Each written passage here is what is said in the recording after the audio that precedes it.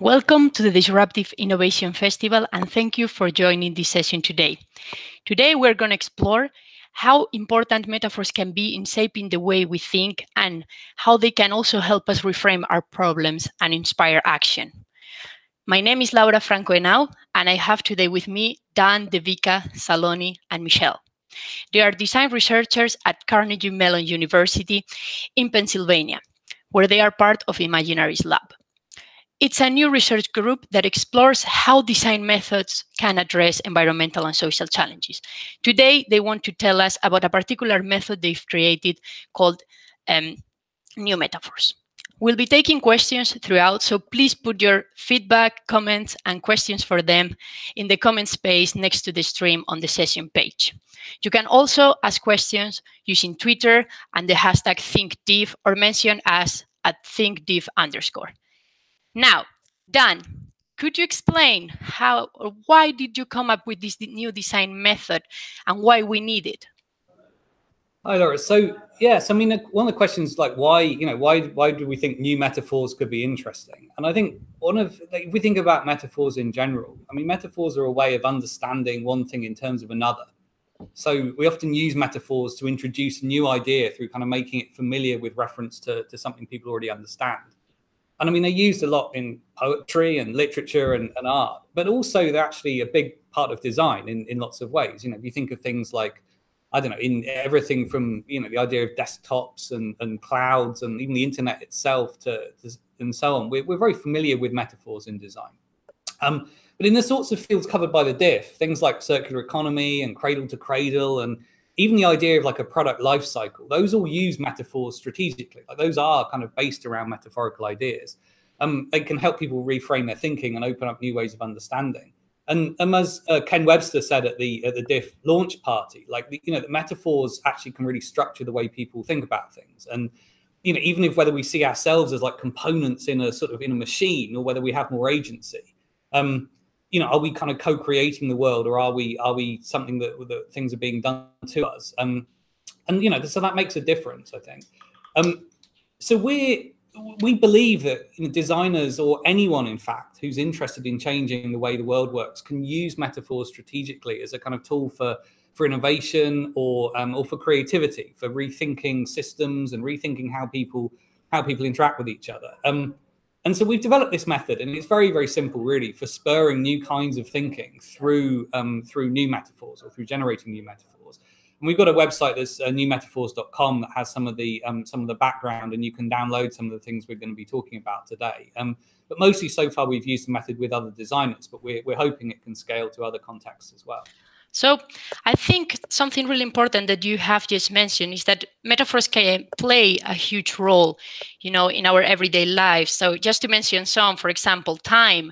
We use, time is a thief to express that idea that our time is really important, or my time is worth gold, or something like this. Like they're just metaphors that we basically use every day. Or, for example, when someone smiles at you and you say, "Oh, you stole a smile from me," you're not really stealing something, but it's things that we usually use. Or when we say we win or lose arguments, such as if they were wars or something like that. So could you briefly also tell us how this new design method works exactly, and how could you apply it to the economy, for example? Yeah, so I mean, at the moment, the process is, it's very simple, really. It's probably a bit too simple. It's really just a form of brainstorming. So we have a collection of images of things, both natural and artificial, as a sort of inspiration. And we try and go through a process of suggesting like structural similarities between or overlaps between one idea and another, to help, particularly between ideas that are quite abstract or difficult to visualize. So often the workshop participants, so we run workshops using this method, and often they're trying to find ways to communicate or design maybe a new interface for something that's complex or abstract.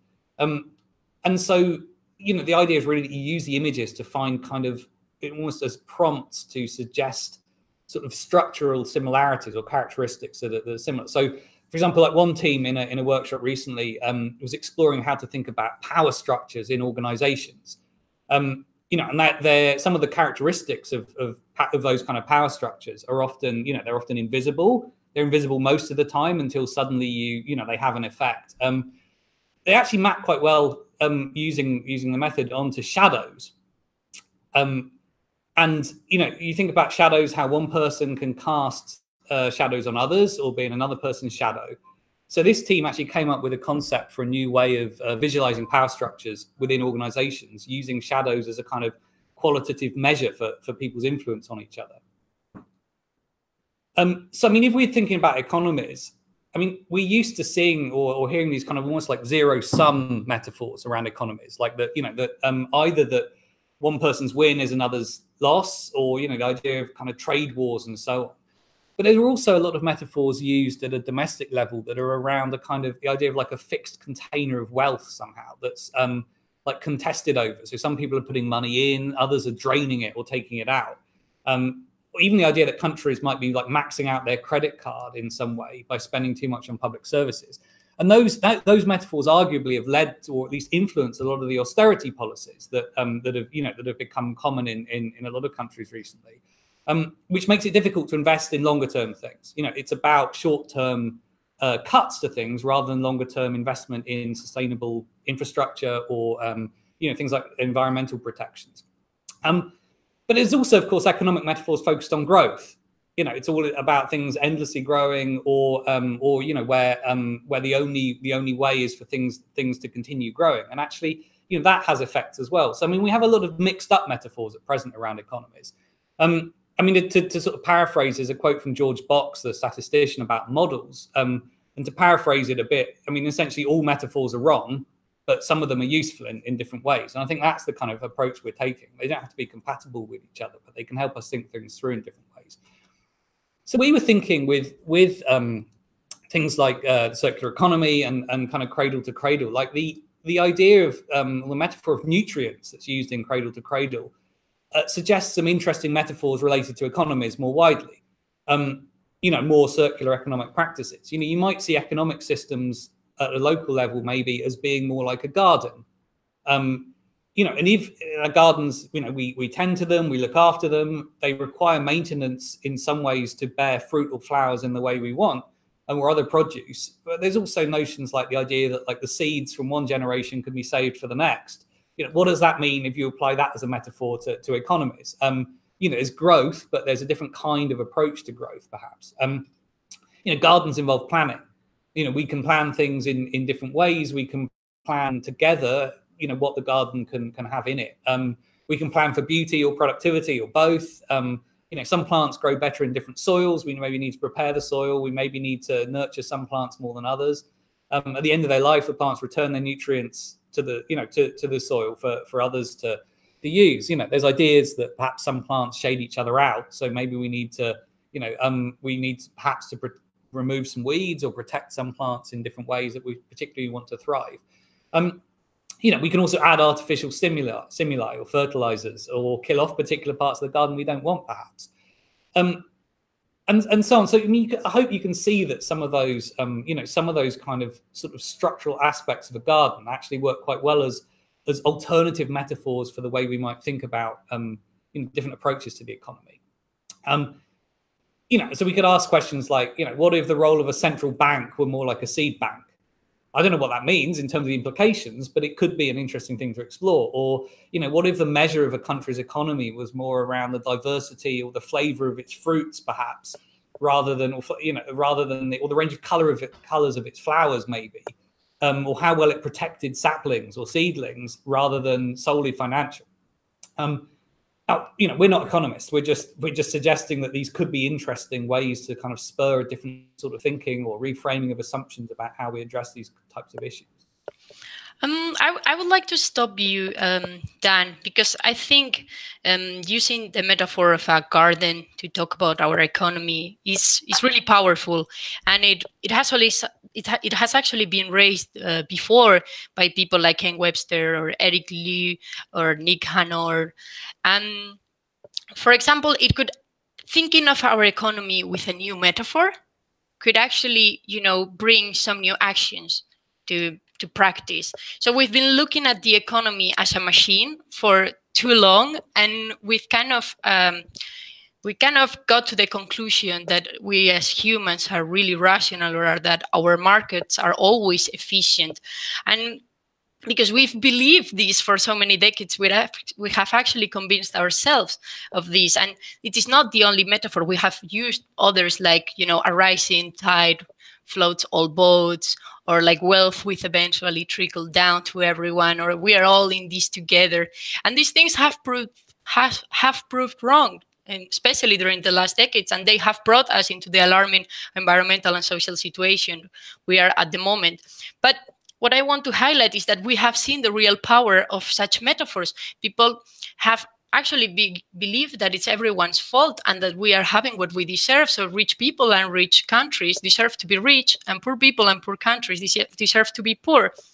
So that the good news is that we can actually use this, to change things, just like we did when we started thinking about the economy as a machine.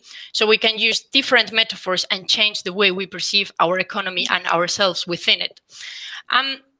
Instead of seeing the economy, for example, as an efficient machine in which we are independent and we compete against each other, we could actually see the economy as a complex, interdependent, and interconnected system, and in which we are not selfish, but we actually can cooperate, and we are happier when everyone is happier. So maybe a garden is a better metaphor, as you have suggested. Maybe our audience has a different opinion. I would love if you could leave this opinion on our comments box and we can discuss it later. So we're looking at two impacts that metaphors can have. First, they can change the way we think about something, and then they can inspire action towards, that idea. This is something that we should discuss. So Dan, I also wanted to ask you, about this issue of acting. How would you say we could translate metaphors as, for example, those related to the circular economy into action? Yeah, I think this is sort of where designers believe, at least, that we can have some impact, I guess, is that we can design ways for people to experience new kinds of practice in everyday life, or new kinds of new ways of behaving, new ways of doing things, based around different metaphorical conceptions. And I think, in some ways, putting these ideas out into the world in ways that people can experience, whether that's through designing new sorts of products, or probably more likely product service systems that that are more sustainable in the way that they're designed. I think giving people those experiences and helping people become familiar with different ways of thinking and different approaches to actually, considering the systems they're in, can actually have that's a good way to translate the ideas into action. Do you think education could play a major role here? So maybe, economics students, if they got, a different way of understanding the economy using different metaphors, do you think that this in the future could actually, bring these future economists that will be making decisions, change the way they see things? I think it would be interesting for economics students. I think also politics students. I think people going into any form of policy making, I think for them to have a bigger kind of conceptual toolbox, if you like, or a bigger repertoire of different frames or metaphors that they can use, I think could really have quite a big effect. Okay, thank you, Dan. Now I want to give you a break so you can breathe, and I want to move to the rest of the speakers here with us today. So welcome, Saloni, Michelle, and Devika. You have applied your design method to very different topics related to the circular economy. So could you give us some examples of this type of metaphors?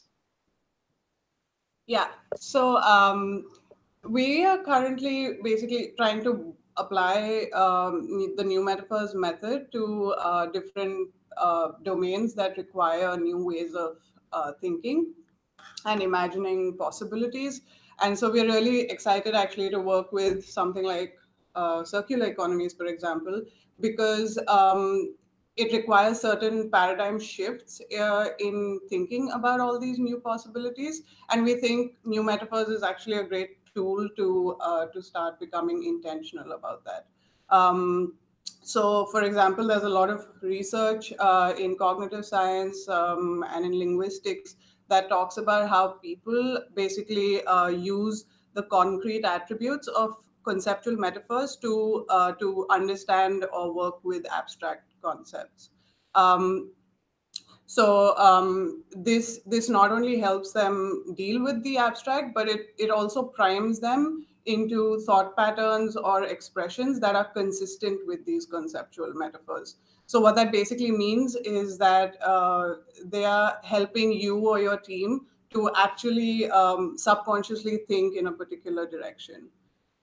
So we applied the new metaphors method to a few like concepts and components of circular economy. And so, for example, if you were thinking about, say circular business models, and you came across certain metaphors like organ donation. So how can organ donation be a metaphor for a circular business model? So what if it included a service by which people would feel good about signing up to donate their, dead and damaged products for the benefit of others? How can we make that happen? Or what if they receive stories about how their donation ended up helping someone? Or maybe somebody else on the team could think about, how can the manufacturing process kind of make this product more modular so that it can fit into some kind of a transplant service. If we think of another metaphor like say a windsock. Now this one is less directly related, but a windsock could maybe be a metaphor for trends, because it shows you how the wind is blowing. So if you look at what direction the trends of your industry or your product, which direction that's moving in, you could think about like what is the value that is really indicating to, and distill that into a service versus just focusing around the product. So you will see there's no real right or wrong way to deal with how you work with new metaphors, and you can use it to frame a variety of problems. So, for example, I think Michelle was looking at moments in the life of a product, and yeah, Michelle can talk about that. Yeah, like applying the new metaphor method to thinking about the moments of a life of a product could be very interesting and inspiring as well.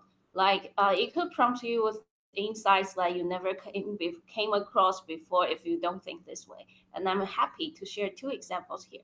Like the first one is, how can the way through an unfamiliar woods be a metaphor for getting on board a brand new product that you just bought? Like stepping on the way through an unfamiliar woods leads the person to a mysterious, unknown experience ahead.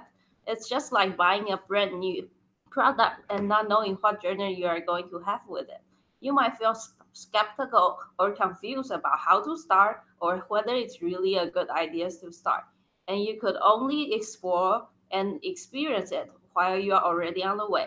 You might find surprises, you might be happy or sad, have ups and downs, and you eventually build memories with it. So, if you are designing a new product, you might use the way through the woods to generate ideas about how to better onboard a user. And the second example would be, how can tree rings be a metaphor for products that becoming secondhand, being given to and adopted by the next users? Like the tree rings is a thing that people love to look at and appreciate. It embodies the life experience the tree previously had. It shows that being old and being used could also be attractive to mankind when people find it meaningful, unique, and beautiful. It makes it a great inspiration for anyone brainstorming about how to prevent people from throwing away their old things. So, if a product is designed to be able to carry on the legacy, accumulate memories, and probably become only unique only after it has been left with some usage marks, some scars, and people might love to keep passing it on to the next users instead of throwing it away as a garbage. Yeah, so Devika, what are your other ideas towards the life cycle of a product? Sure. I mean, the concepts of circular economy encourage people to think about resources not just as an infinite supply, but be cognizant of the fact that material resources are limited. when we think about products in our daily life, we should also think about their eventual death and decay of these products, or if they can be given a new or a different life through reuse, repair, or remanufacture. For example, let me show you the example of, oops, hold on. When we think about like the changing color of leaves,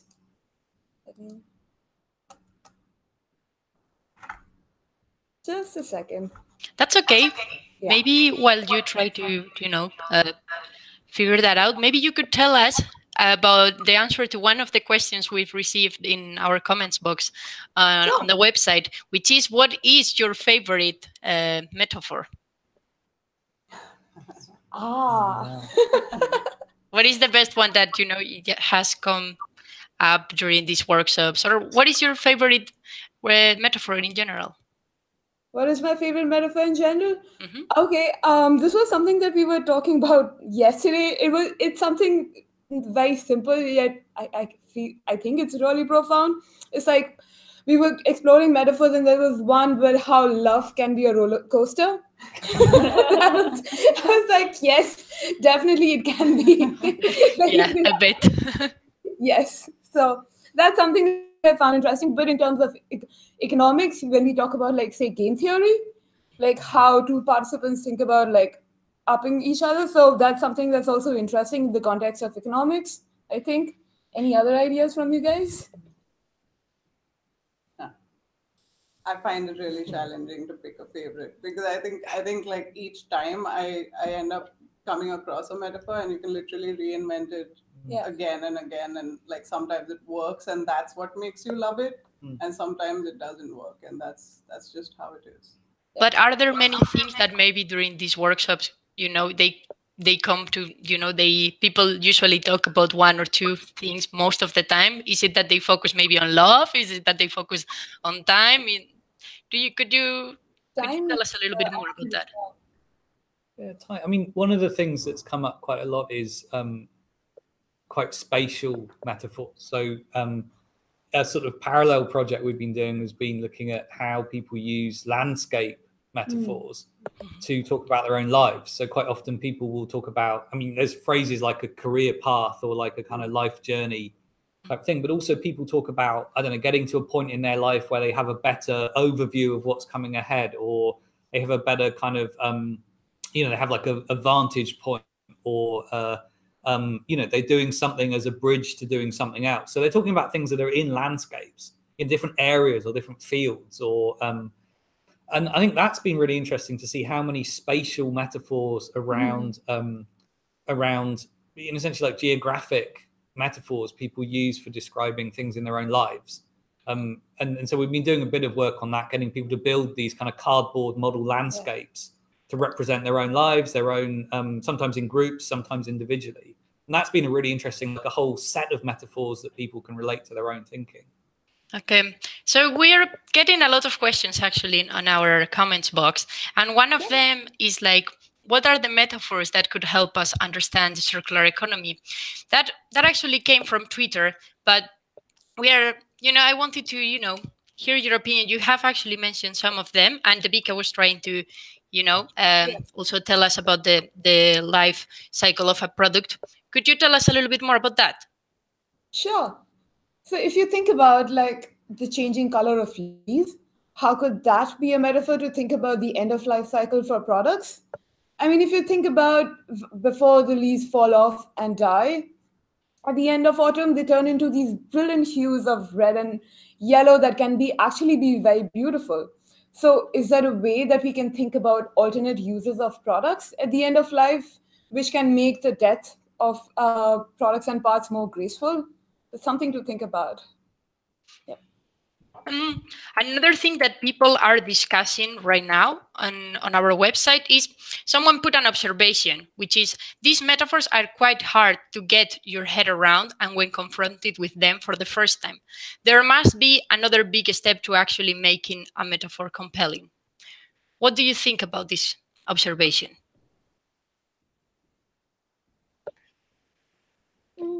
I mean, one way we've tried to do it is by I mean, there's a more structured method than we've shown you today. Yeah. I mean, we have a kind of workshop method that can be used to facilitate this with groups or individually. So things like what's on screen now, I think, is a worksheet, for example, that people can use for mapping the structure of problems. So you say, well, there's the two, you have a concept that you want to explain, or you want to find a metaphor for it, then you list some of its characteristics. And sometimes they're kind of adjectives, sometimes they're verbs. The verbs one is probably more difficult, saying like this thing does this, or it has this action associated with it.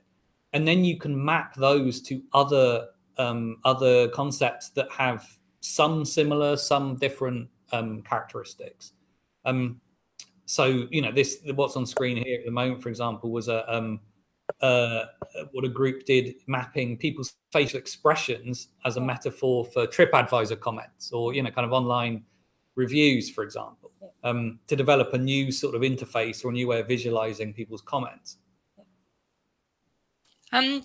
So you've talked about designers, quite a lot, you've mentioned them, but how would it, I'm sure we have people in the audience who are non-designers like myself. And how would you say that this could help me reframe a problem or an idea that I can have? And could you give me an example on, someone that has come to you with a problem, and that you have helped with this designed method to, reframe their ideas? I mean, while there isn't really much of a difference to the methods with designers and non-designers, designers do generally tend to be more familiar with using metaphors, more familiar with using metaphors than others. Imaginary Labs, in fact, has conducted workshops with non-designers like students of business, corporate teams, etc. And we find that it's usually helpful to get people to use their own domain knowledge to frame the right areas that they need rethinking. These tend to be more open-ended, not focused on minutiae, usually. And is it usually better when you gather a group together to, kind of do like, brainstorm about this, or do you usually ask people to do it individually, and then you put them together to discuss these ideas that they have created? Yeah. I mean, we have methods actually for both. So what you saw earlier was like a more structured way of structured workshops kind of session, where like people get together and they might have like a more open-ended brainstorming session. However, we also have like these other things that can help people in their own specific projects, and they can work independently on that. So let me show you quickly. So here we have a fairly active Twitter board. So if you want like inspiration just like that, you can go onto the Twitter board and you can actually like find amusing and interesting metaphors. Also, we actually built like this SMS bot, Inspiro, and he is meant for like designers and creatives to find metaphors for specific projects. So for example, if I'm trying to find a metaphor for recycling for a data visualization project, it gives me like different options to inspire me to think of like what would be a good way to visualize recycling. So here it's suggesting perhaps adapters can be a way to think about recycling, maybe converting things from one form to the other. I don't know, yeah. Thank you, Devika. And I actually want to come back to a point I was discussing with Don before. And we got a question from Joe Miller on our comments box that said, do you see any potential problems with the metaphor of a garden for an economy? Yeah, I mean, I think there are lots of issues with any metaphor that's suggested. I mean, what could some of the potential problems with a garden metaphor? I guess it could be that it's gardens are actually quite an artificial thing in many ways. They maybe require a lot of maintenance. I guess questions about who's allowed in the garden, or who can have the fruits from it, or is it mainly intended to look attractive or actually be useful? Or, how manicured is it? Yeah, how manicured is it? Yeah. I mean, I think all of the metaphors have problems, right? The whole point is that they're not the thing itself. They're just a way of helping us reframe some assumptions, perhaps. And that's where it's important, I guess, to recognize that metaphors also break down in some areas. So it's important to understand like what is the extent and limits of a metaphor. I think. And what would you underline as the main the main limitations of a metaphor? How can you push? For example, we were talking about before about the economy as a machine, and some people don't see something beyond that, and they actually in their heads they are thinking because it's easier for us with an image or with a visual, like also with the donut economics that Kate Rayworth has developed, like having that image of a donut has actually helped people to go beyond economic growth and just that's as the main goal to actually have different goals in different areas such as education, health, and also to connect planetary boundaries with social thresholds that are really important. So how would you recommend people to go beyond that? Would you encourage that? What to try to encourage people to come up with new to go beyond the metaphor and actually try to come up with some small action. Yes, yeah. I mean, I think that's the aim, really. I mean, the metaphors are just a starting point to help generate different ways of thinking about it. But I guess one of the important things, part of the reason we think this is good to come at it from a design point of view, is that the sort of interfaces we have for the systems around us, like our ways of getting in touch with those systems, are often metaphorical because a lot of the systems are invisible. You can't point to the economy. You can only point to the actual actions people are taking, but a lot of our ways of understanding the systems are through metaphors. When the economies are mentioned on the news or by politicians, they have to speak through kind of abstractions. And so I think that those ways of our actual interface, not necessarily in terms of like a screen type interface, but just our way of actually interacting with these kind of abstract bigger concepts or the systems that we're in. I think that's why we sort of see this design approach to metaphors as being valuable, in that they help provide like a bridge between the actions we can take, but how we think about the things in the first place. Because if you don't have any, you have some mental model or some kind of imaginary of how the systems work, and your actions are in many ways based on that.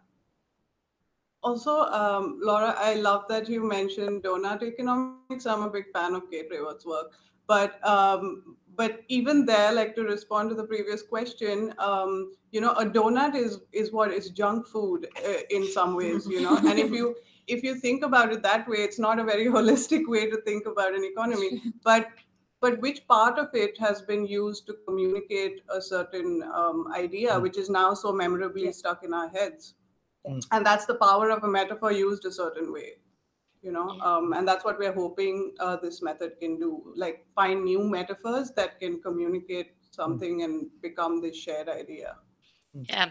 Donuts might not be healthy, but they are delicious. So it depends how you think about it. It might be the case that it actually attracts people's attention. So thank you, but unfortunately this session will have to come to an end soon.